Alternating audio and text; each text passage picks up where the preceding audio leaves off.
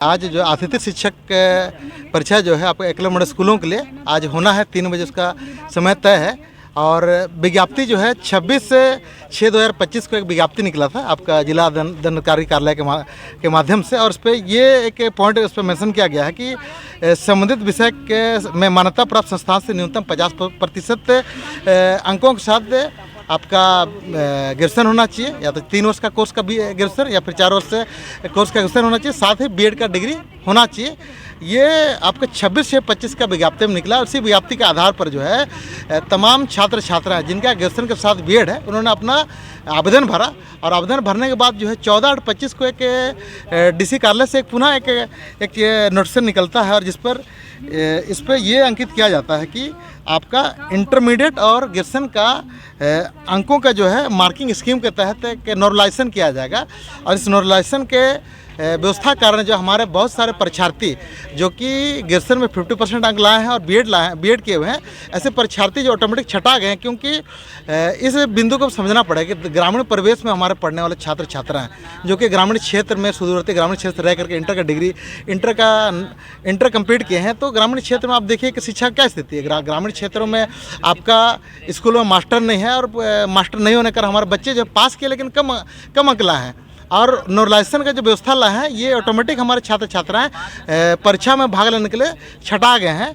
तो ये एक तरह से कहा जाए तो आपका डीसी साहब के द्वारा अनावश्यक रूप से हमारे परीक्षार्थियों को छाटा गया है। और इस पर बहुत सारी त्रुटि है, जैसे कि शारीरिक परीक्षा आपका बीपेड एक कोर्स होता है जिसपे आपका पीटी का कोर्स कराना होता है हमारे छात्र छात्राओं को जो भी स्कूलों में पढ़ेंगे। तो उसके लिए आप बीपेड का डिग्री होना आवश्यक है, तब जाकर के आप जो है छात्राओं को जो आप पीटी का ट्रेनिंग दे पाएंगे। लेकिन ऐसे भी परीक्षार्थी हैं जिनका बीपेड कंप्लीट नहीं है, इनकम्प्लीट खुद ही डाटा डीसी साहब तैयार किए हैं। बीपेड का डिग्री जो है यहाँ पर हम दिखा रहे हैं आपको। ऐसे बहुत सारे परीक्षार्थी हैं जिनका बीपेड इनकम्प्लीट है, लेकिन उनको भी आज के परीक्षा में शामिल होने का अवसर दिया गया है।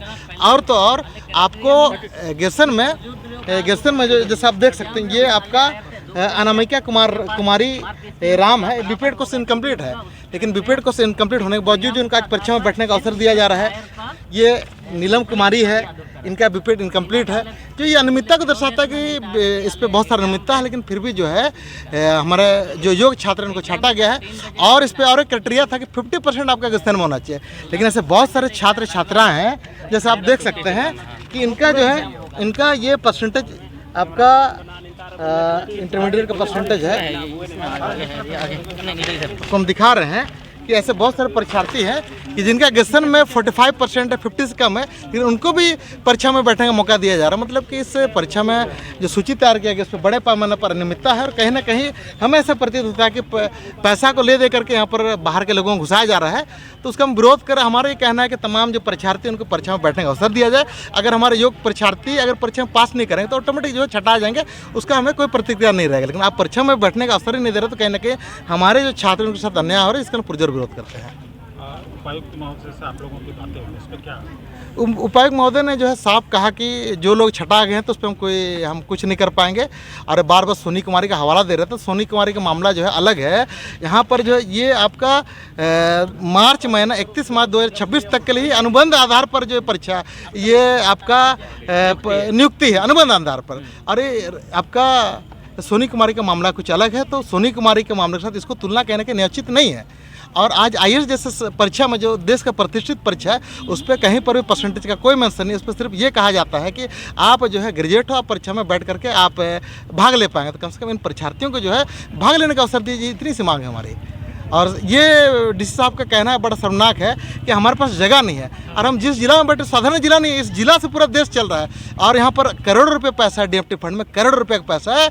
और करोड़ों रुपए के पैसे से आप देख रहे हैं जिला में रंगरोगन हो रहा है। जो जिस बिल्डिंग का पानी छू रहा है उसका रंगरोगन होकर के पैसे का निकासी हो रहा है। आप हमारे छात्रों के लिए जब पैसा खर्चा नहीं कर पा रहे हैं। यहाँ पर जो ये भी जानकारी प्राप्त है कि बहुत सारे हमारे ड्राइवर बंधु हैं जिनका पेमेंट जो है डीएमटी मत से हो रहा है, जो कि नियमावली में खंडिका में कहीं नहीं है। तो कहीं ना कहीं डीसी साहब जो है मनमाफिक तरीके से हमारे परीक्षार्थियों को परीक्षा में भाग लेने के लिए वंचित करें, जिसका हम विरोध करते हैं। तमाम लोगों को अवसर दिया जाए और बाकी जो परीक्षा में नहीं पास करें ऑटोमेटिक छटा जाए, हमें कोई विरोध नहीं होगा।